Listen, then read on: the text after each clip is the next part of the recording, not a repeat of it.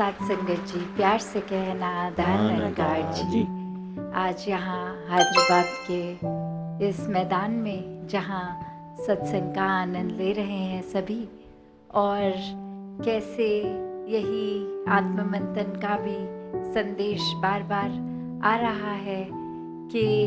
अपने जीवन को संवारना है तो अपने अंदर झांकना होगा, जर्नी विद इन करना होगा, वरना तो बहुत ही आसान है कि कुछ भी होता है हम उसको एक्सटर्नलाइज करते हैं कि आज उस इंसान ने कुछ ऐसा किया इसलिए मेरे रिएक्शन में मैंने ऐसा कुछ कर दिया, ये ही वजह है, कुछ और है। पर वाकई में ये वजह हम ही हैं कि कैसे हम अगर अपने मन को साफ रखते हैं, ये नज़र फिर हर किसी में अच्छाई ही देखती है। और अगर हमारे मन में ही नफ़रत है तो फिर भेदभाव भी बाहर दिखेंगे, हर किसी में बुराइयां दिखेंगी, एक अपने आप को ही हम सबसे अच्छा समझेंगे। तो भाव यही कि संतों ने हमेशा समझाया कि एक पिता यही जो परमात्मा है निराकार, इसको जीवन में बसा लें, हर पल इसी के दर्शन करें, चाहे संसारिक रूप में कामकाज, एक रिस्पॉन्सिबिलिटीज परिवार की सब निभाते हुए फिर भी हर पल में ये निरंकार के एहसास में रहेंगे तो वाकई ही हर कोई अपना जीवन पूरी तरह जिएगा। स्पिरिचुअलिटी को जो भी हर कोई एक प्राथमिकता देता है, आध्यात्मिक जीवन जीते हुए संसारिक कर्मों को भी निभाते हुए जीवन यापन जो करता है, तो वही जीवन एक अच्छा जीवन, एक कंप्लीट जीवन होता है। क्योंकि एक अच्छाई को धारण करके मन में बसाकर इस परमात्मा को ही फिर हर चीज़ हो रही है, तो वो एक जीते जी भी हमारे लिए ही फायदेमंद, एक जीते जी एक भाव जो आता है कि ह्यूमन वैल्यूज से युक्त होकर जीवन जी रहे हैं। तो सबसे ज़्यादा इसका ये आत्ममंथन रूप में जब होती हैं चीज़ें कि कैसे हमने क्या किया, किस सोच से किया, क्या ये सोच ठीक थी, क्या भाव मन के ठीक थे, और अगर ठीक थे तो मुबारक है, वरना ये सेल्फ इंट्रोस्पेक्शन, ये रिफ्लेक्शन करना ज़रूरी कि किस तरह से चीज़ों को हम अपने अंदर बदलें ताकि हमारा जीवन सफल हो, हर एक का जीवन हम किसी तरह से और बेहतर कर सकें, हम एक किसी और को दर्द ना दें, एक मरहम लगाने वालों का जिस तरह से एक जीवन होता है ऐसा जीवन जिएं, हर किसी से प्यार करते चलें, एक नफ़रत के कारण ना ढूंढें, एक किस तरह से एकत्व हो सकता है इस परमात्मा से, तो वो ब्रह्म ज्ञान है। और ये एकत्व के बाद फिर संसार में हर कोई ही एकत्व एक दूसरे से भी स्थापित कर सकता है। तो भाव अपने मन के कि हम अपने आप को इस तरह ना देखें कि हम कौन सी भाषा बोलते हैं, सामने वाला कौन सी भाषा बोलता है, क्या कल्चर है, क्या कपड़े हैं, ये तो सब ऊपरी चीज़ें हैं। असल में तो हर किसी में ये आत्मा रूप परमात्मा का ही वास, और हर एक समान पूजनीय है। तो इसी तरह अपने जीवन को सफल जीवन बना के जिएं। तो भाव वही कि कैसे अक्सर हम जब अपने अंदर देखते हैं तो कुछ समझ आता है कि किस तरह के हैं हम, और अगर थोड़ी गहराई में और सोचें तो हमारा अगर जैसे जो बेसिक नेचर बनता है या फिर कुछ आदतें कुछ ज़्यादा प्रोमिनेंट हो जाती हैं तो हम खुद को ही ऐसे घोषित कर देते हैं, डिक्लेयर कर देते हैं कि हम इस तरह के इंसान हैं। तो उसको भी और गहराई में अगर सोचें तो एक कहानी भी है जहाँ एक इंसान किसी के पास जाके बोलता है कि मेरे अंदर बहुत गुस्सा है, मैं हर समय क्रोधित रहता हूँ, तो ये चीज़ मुझे अपने अंदर बदलनी है, मैं इसके लिए क्या करूँ। और फिर जो इंसान ये बात सुन रहा है वो आगे से बोलते हैं कि अगर गुस्सा है तो गुस्सा करके दिखाओ अभी। और वो उस समय कहते हैं मैं इस समय तो गुस्सा नहीं कर पा रहा हूँ, ये एक अंदर अभी आ नहीं रहा, कोई वजह होनी चाहिए जिस पे क्रोधित होएं। और फिर वो इंसान कहता है नहीं, आपने कहा कि आपके अंदर गुस्सा है तो अभी बाहर निकालो वो गुस्सा, अभी गुस्सा होके दिखाओ। और फिर वही बात कि नहीं अभी करूँगा तो वो एक एक्टिंग होगी, अभी अंदर से आ ही नहीं रहा गुस्सा। तो वो इंसान यही समझाता है कि अगर आप गहराई में सोचें कि आपके अंदर अगर आप कह रहे हैं गुस्सा है तो वो कहाँ से आया, क्या आपके माता पिता ने आपको दिया? तो वो इंसान कहता है नहीं, मेरे माता पिता तो बहुत ही हंसमुख स्वभाव के हैं, वो तो हमेशा स्माइलिंग फेसेस, एक हमेशा अच्छे ही रहते हैं, और ये फिर मेरा ही उस तरह से स्वभाव बन गया। और फिर वो इंसान समझाता है कि अगर किसी ने आपको गुस्सा दिया नहीं तो आप खुद ही कह रहे हैं आपके अंदर भी अगर सिर्फ गुस्सा ही है, तो इस समय वो अगर वाकई ही आपके अंदर हर समय का गुस्सा होता तो वो किसी समय पे भी वो गुस्सा ही आप निकालते। जैसे एक कॉमन एग्जाम्पल कि अगर एक मटके में पानी है तो वो मटके को अगर हम तोड़ेंगे तो पानी ही बाहर आएगा। तो ऐसे ही अगर आप में गुस्सा है तो गुस्सा हर किसी भी टाइम पे आ जाना चाहिए। तो इसका मतलब ये है कि आपके अंदर उस तरह गुस्सा हर समय का नहीं है। वो अब ये जो सेल्फ इंट्रोस्पेक्शन कर रहे हैं, ये आत्ममंथन कर रहे हैं, ये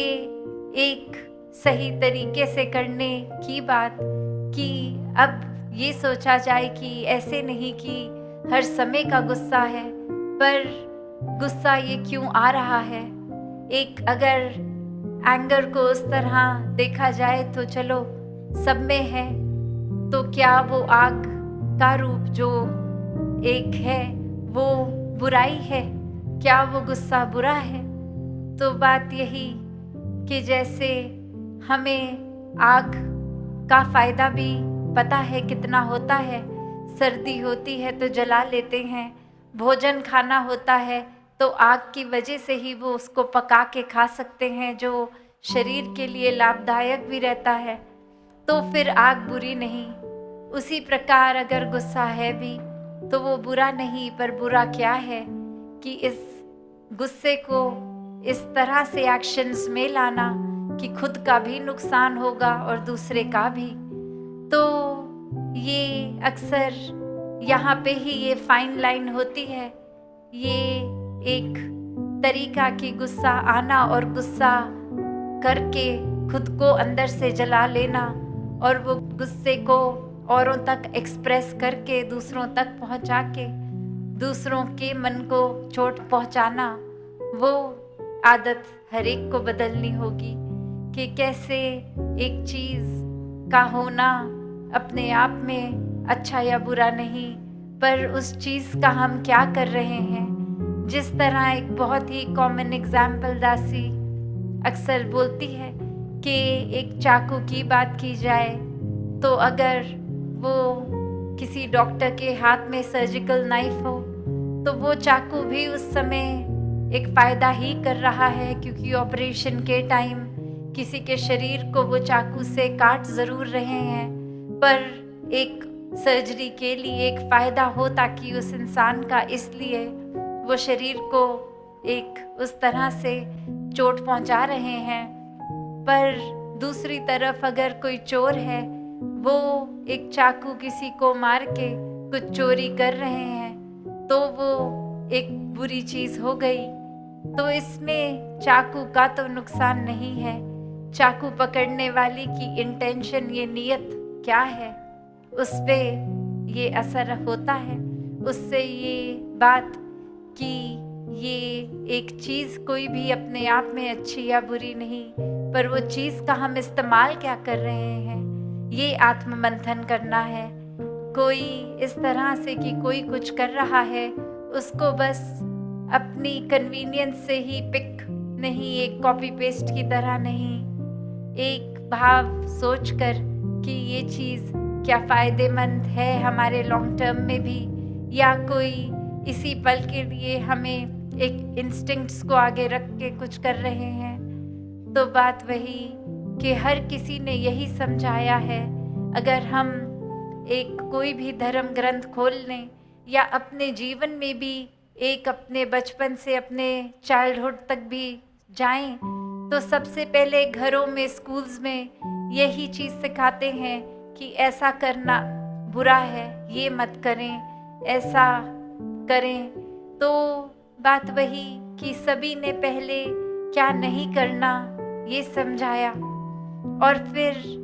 धीरे धीरे इंसान को अपने आप वो स्ट्रीमलाइन हो गया कि क्या करना है, अगर ये सब नहीं करना तो क्या करना है। ये सब उस तरह तो बहुत छोटी एज में समझ आ जाता है,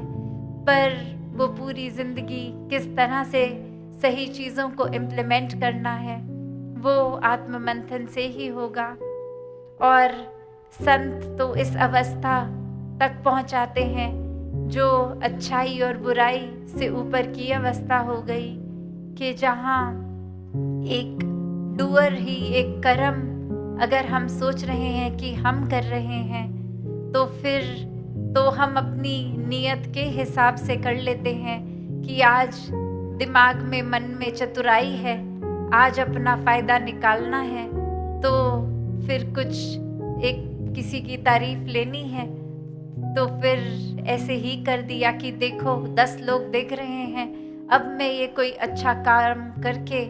सबकी नज़र में कितना उठ जाऊंगा, तो अब ये ऐसे करके, और ये भाव आ गए डूअरशिप के कि कैसे हम ही करता धरता है, कितना फ़ायदा कर रहे हैं हर एक का। और वहीं दूसरी तरफ भी अगर ये बात आ गई कि अब हम चाहे मन में तो ये बात रख रहे हैं कि हमारी तारीफ हो, फिर भी एक सिर्फ बोलने के लिए एक भाषा में उस तरह से डालकर ही बोल दिया कि नहीं नहीं, हम तो कुछ नहीं करते, सब परमात्मा ही कर रहा है, पर भाव मन में यही है कि जैसे ही ये कर्म है सब लोग नोटिस करें और हमारी तारीफ होती रहे। तो भाव वही कि ये जब कर्म करने वाला परमात्मा ही अगर हमें शक्ति दे रहा है किसी चीज़ के लिए, तो भाव वाकई ही मन से वो होने चाहिए, सिर्फ बोलने के लिए नहीं, पर असल में भी परमात्मा को ही जब डूअर मान लेंगे हर चीज़ का, तो फिर ये कर्मों के बंधनों से भी मुक्त हैं। फिर ये भाव परमात्मा के एहसास में है तो एक्शंस अपने आप ही पॉजिटिव होते जाएंगे, क्योंकि वो रियलाइजेशन हर मिनट है, हर सेकंड है कि ये एहसास में बंधे हुए कि हम एक परमात्मा अंग संग है तो कुछ गलत हमने करना नहीं है, ये एहसास सिर्फ पॉजिटिविटी का ही रहता है। तो बात वही कि कैसे हमें ये फुल अपना पोटेंशियल हर कोई जो जी सकता है, वो शुरुआत इसी परमात्मा के दर्शन से, इस ब्रह्म ज्ञान से, और फिर इस ब्रह्म ज्ञान द्वारा ही हर पल जीवन में भक्ति का एहसास, एक हर चीज़ से प्रेम का एहसास, और ये प्रेम ही है जो कोई भी हम अगर इतिहास हो या आज की बात हो, एक अगर कोर की बात करें कि जब परमात्मा ही प्रेम है, God is love and love is God, तो फिर ये प्रेम हर तरफ है, पर हम क्या उस प्रेम को पकड़ रहे हैं, या हम नफ़रतों को पकड़ रहे हैं, या हम और बुराइयों को पकड़ रहे हैं। तो बात वही कि अपने अंदर का ही ये लेंस, ये फिल्टर हमने खुद देखना है। यही आत्ममंथन है कि ये चीज़ें तो अनेक है, संसार के कितने रंग हैं, पर हमारा मन कौन से रंग को पकड़ता है। क्या ये पक्का रंग जो हर समय ये परमात्मा ही है, जो एक जैसा कायम दायम हर समय एक परमानेंट, या फिर हमारा मन कच्चे रंग पकड़ रहा है जो पल पल बदलते रहेंगे और वो बदलाव से हम बेचैन होते रहेंगे। ये फिर पीस ऑफ माइंड भी गवा देंगे एक बदलती एक चीज़ की तरह।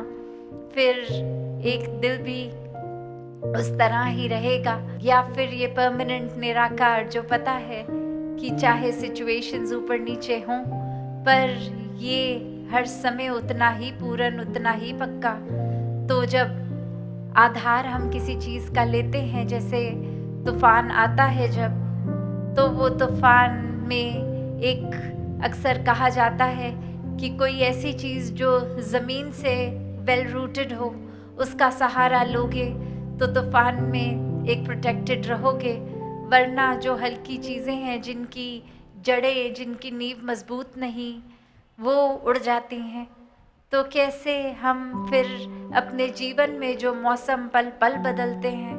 उसमें हम ये आधार किसका ले रहे हैं? क्या हम फिर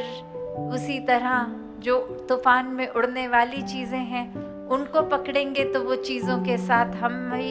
एक अपना नुकसान कर देंगे, या फिर एक पक्के के संग एक अपना वहाँ जुड़ाव बना लिया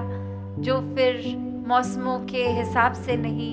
ये हर समय स्थिर खुद भी और इसके साथ जुड़कर हमारा मन भी स्थिर। तो भाव वही जो हर संत ने हमेशा से समझाए कि इस परमात्मा को प्राप्त करके मन में हमेशा अपने मन का एक जैसा मौसम कर लें, वरना संसार के रंगों में रहेंगे तो पल पल मौसम बदलेंगे। तो यही भाव कि हर कोई अपना है, कोई बेगाना नहीं, एक दूसरे को एक मन से सत्कार देना है। हर किसी से बहुत कुछ है जो अच्छाइयाँ सीखी जा सकती हैं, पर अगर अपने मन में ही हम अहंकार रखेंगे तो फिर तो हमें लगेगा हमें ही इनसे बेहतर आता है, तो कुछ किसी से सीख भी नहीं पाएंगे और अपनी दशा और बदतर कर लेंगे। तो दातार इसी तरह हर एक पे कृपा करे कि ये जो सेवा सिमरन सत्संग की दात है वो हर किसी के मन में ये लगन लगी रहे कि हमें अपना रिश्ता इस निराकार से और पक्का करना है, संतों का संग करना है, ये मन को एक बैलेंस्ड रूप में जीना है। तो फिर ये संतमति से ही होगा, संतों की बताई चीज़ों के अनुसार चलेंगे तो वाकई ही ये स्ट्रेस फ्री जीवन उस तरह हो जाता है, क्योंकि पता है अब सब कुछ परमात्मा ही कर रहा है। तो हमें बस इस फ्लो में बहना है, एक जो भी है बेहतरी के लिए है। एक हम अगर कुछ इच्छा रख भी रहे हैं तो वो पूरी ना होने पर मन दुखी भी नहीं, क्योंकि पता है ये अब परमात्मा ने अगर कोई चीज़ नहीं होने दी तो उसके पीछे हमसे ज़्यादा बेहतर पता है। तो ऐसे ही पल पल जो हर कोई अपने मनों से परमात्मा का निराकार का शुक्राना करता जाता है, वही वाकई ही भक्ति को भी पूरी तरह कि ऐसा नहीं है उनके जीवन में कंप्लेन करने के लिए कारण नहीं है, पर ये चॉइस, ये डिसीजन, ये मन शुक्राना, ये थैंकफुल भाव पकड़कर ही जीता है। और ऐसा ही जीवन हर किसी के हिस्से आए। साथ संगत जी प्यार से कहना, धन निरंकार जी।